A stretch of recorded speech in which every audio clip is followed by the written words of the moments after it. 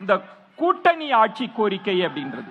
அதற்கு முன்பாக கொஞ்சம் அமைதிகார்கள் தமாக ஒரு நிலைப்பாடு எடுத்தாங்க. திமுகவை வீழ்த்த வேண்டும் என்றால் எல்லாரும் ஒற்றை குடைக்குள் வர வேண்டும் அப்படின்ற சமரச முயற்சி எல்லாம் எடுத்தீங்க. அது நாடாளுமன்ற தேர்தலில் பெருசா பலன் கொடுக்கல. ஆனா இப்ப அதை தாண்டி கூட்டணி ஆட்சி முழக்கம் அப்படின்னு வந்திருக்குல்ல, அது என்ன தாக்கத்தை ஏற்படுத்தும் நினைக்கிறீங்க? முதல்ல வந்து பாத்தீங்கன்னா புதிய தலைமுறைக்கும் வந்துள்ள விருந்தினர்களுக்கும் நம்முடைய பார்வையாளர்களுடைய வணக்கத்தை தெரிவித்து, ஈரோடு எப்படி பெரியார் மண் எந்த அளவுக்கு ஒரு பெருமையோ அதைவிட ஒருபடி மேல் இது தேசியம் காத்த மண். காரணம், பெருந்தலைவர் காமராஜரை இறுதியாக ஆதரித்தவர் நம்முடைய பெரியார் அவர்கள். கடைசி மூச்சு இருக்கும்போது ஒரு பெருந்தலைவர் காமராஜர் தான் ஆதரிச்சார், திராவிட முன்னேற்ற கழகத்தை அவர் ஆதரிக்கவில்லை. அதை முதல் சொல்றேன். ஆனா வந்து முழு உரிமையும் பாத்தீங்கன்னா திராவிட கட்சியான திமுக எடுத்துக்கிறாங்க. அது மக்கள் நம்பிட்டு இருக்காங்க. அதுதான். அதே போல பாத்தீங்கன்னா இன்றைக்கு வந்து தமிழகத்தில் அனைத்து கட்சிகளுமே தனியாக ஆட்சி அமைக்க வேண்டும் என்பதுதான் விருப்பம். அதுல மாற்று கருத்து கிடையாது. அதே போல ஆட்சியில பங்கு என்பது இப்ப மட்டும் இல்ல, பல ஆண்டு காலமாக வைக்கக்கூடிய கோரிக்கை தான். இன்று வந்து நம்முடைய திருமாவர்கள் சொன்னதனாலையும் திரு விஜய் அவர்கள் சொன்னதனாலையும் மீண்டும் அது பேசு பொருளா மாறி இருக்குது. அது சாத்தியமாகுமானா அது என்னை பொறுத்தவரை உடனடியாக சாத்தியமாகாதது என்னுடைய நிலைப்பாடு. காரணம், அதற்கு வெறும் அரசியல் கட்சிகள் மட்டும் ஒரு முயற்சி எடுத்த பத்தாது, யோசிச்சா பத்தாது. வாக்காளர்கள் யோசிக்கணும், வாக்காளர் மனநிலை மாறணும். ஏன்னா ஒரு தனிப்பட்ட அரசு ஒரு கட்சி நடத்துவதற்கும் ஒரு கூட்டாட்சி நடத்துவதற்கும் பல வித்தியாசங்கள் இருக்கு. ஏன்னா ஒரு அரசுல கூட்டணியில் இருக்கும் பொழுது அதற்குண்டான உரிமை வேற. ஒரு அரசியல் கட்சி கூட்டணி கட்சி ஆட்சியில பங்கு என்பது பார்த்தீங்கன்னா உரிமை ஜாஸ்தி. இன்னும் உரிமை தட்டி கேட்கலாம், தவறு நடக்கும் போது ஆட்சி அதிகாரத்தில் இருக்கும்போது சொல்லி காட்டலாம். அது 2026 நடக்குமா என்பது மிகப்பெரிய கேள்விக்குறி. அது திருமாவர்கள் சொல்லியிருக்கலாம், விஜய் அவர்கள் சொல்லியிருக்கலாம். அது மேடையில் தொண்டர்களுக்காக சொன்ன வார்த்தையா தான் நீங்கள் சொல்வது.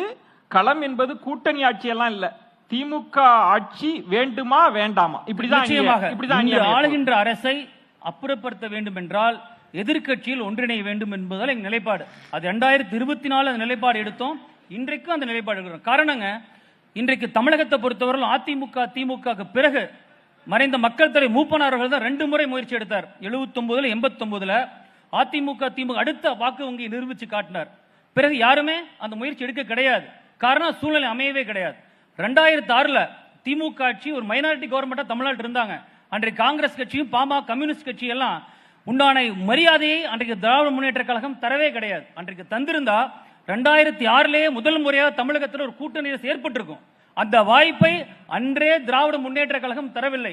அதனால அண்ணன் வன்னியரசு அவரை கேட்டுக்கிறேன், எதிர்காலத்திலையும் திராவிட முன்னேற்ற கழகம் உங்களுக்கு உண்டான அங்கீகாரத்தை அவர்கள் தரமாட்டார்கள். அதற்கு மேல இன்னொரு விஷயத்தை நான் சொல்லிக்கிறேன். விசிக பொறுத்தவரை எங்களுக்கு உரிமை ஜாஸ்தி. காரணம், திருமாவர்கள் இன்றைக்கு உயர்ந்த தலைவராக இன்றைக்கு இருக்காருன்னா அவரை செதுக்கிய பெருமை மக்கள் தலைவர் மூப்பனாருக்கு சேரும். அவர் அரசியல் கொண்டு வந்து விட்டது தமிழ் மாநில காங்கிரஸ் ஐயா மூப்பனார் அவர்கள் தான். 2009 நாடாளுமன்ற தேர்தலில் மக்கள்கிட்ட கொண்டு போய் சேர்த்தனவர் மக்கள் தலைவர் மூப்பனார், தமிழ் மாநில காங்கிரஸ். அப்படிப்பட்ட இயக்கம் இன்றைக்கு சொல்றாங்க, பல கூட்டங்களை உணர்ச்சி வசப்பட்டு பேசுறாங்க. தமிழ்நாட்டில் திராவிட முன்னேற்ற கழகம் உள்ள ஆட்சியில ஒரே ஒரு கொடிக்கம்பத்தை ஏற்ற முடியுதா சார்? மதுரையில கொடியேத்தனா கொடிக்கம்பத்தை புடுங்குறாங்க, விழுப்புரத்துல கொடியேத்தனா கொடிக்கம்பத்தை புடுங்குறாங்க. அதை விட நீங்க சொன்னது தமாக விசிக உறவை பற்றி சொன்னதுல விசிக இன்னொரு பார்வையும் முன் வச்சாங்க. மூப்பனார் அவர்கள் எவ்வளவு கடுமையாக மதவாத சக்திகளை எல்லாம் எதிர்த்தார். இன்றைக்கு இருக்கிற தமாக பாஜகவோடு இருக்கிறதே, தமாக வெளியே வர வேண்டும் என்ற கோரிக்கையும் விசிக வச்சுச்சே. அன்றைக்கு மூப்பனார் அவர்கள் இருந்த காலகட்டம் என்பது அரசியல் ரீதியாக வேற காலகட்டம். இன்று இந்தியாவை காங்கிரஸ் கட்சியினுடைய தலைமை ஏற்று நடத்த முடியவில்லை என்பது சூழல் ஏற்பட்டுள்ளது. இன்று இந்தியாவை வழிநடத்த ஒரு வலிமையான பிரதமர் தேவை. அது நரேந்திர மோடி அவர்கள் என்பதை அறிந்து நாங்கள் ஆதரித்தோம். இன்றைக்கு நாங்கள் சொல்றோம், தமிழ் மாநில காங்கிரஸை பொறுத்த வரையிலும் சிறுபான்மை மக்களுக்கும் பெரும்பான்மை மக்களுக்கும் பாலமா தான் செயல்படுறோம்.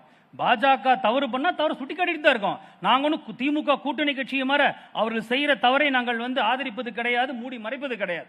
அது இன்னொரு விஷயத்த நம்முடைய நண்பர் சொன்னார், ராஜீவ் சொன்னாரு, 50 ஆண்டு காலம் எங்களுடைய ஆட்சியை பாருங்க, சாதனையை பாருங்க. நாங்க தயவு செய்து நண்பர் அவர்கள் ஈரோட்டை பார்க்கணும். ஈரோடுனாவே விசைத்தறிக்கு கைத்தறிக்கு பெருமை போன பகுதி. இன்று எல்லாம் காயலாங்கடைக்கு எடைக்கு போயிட்டு இருக்குது இந்த ஆட்சியில. காரணம், மின்சார கட்டண உயர்வு.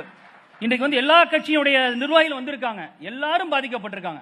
இன்று வேற வழி இல்லாம இன்றைக்கு திராவிட முன்னேற்ற கழகத்திற்கும் நம்முடைய விசிக்கும் ஆதரவு கொடுத்து கை தட்டுறாங்களே ஒழிய தனிப்பட்ட நபரா போய் திரு ராஜீவ்காந்தி அவர்களும் வன்னியரசு அவர்களும் கேட்டா சொல்லுவாங்க. இன்றைக்கு பாருங்க, டாக்ஸ் இன்றைக்கு வரி உயர்வு ஏத்தி எவ்வளவு பாதிக்கப்பட்டிருக்காங்க. இன்னொன்னு சொன்னார், ஒரே விஷயம் சொல்லி முடிச்சுக்கிறேன். இன்றைக்கு திமுக நாங்க வந்து எதற்கும் ஆசைப்பட்டது கூட்டணிக்காக ஏங்கியது கிடையாதுங்கிறாங்க. 2016 தேமுதிகக்காக பால் நழுவுது, பால் உழுவு போகுதுன்னு சொன்னது யாரு?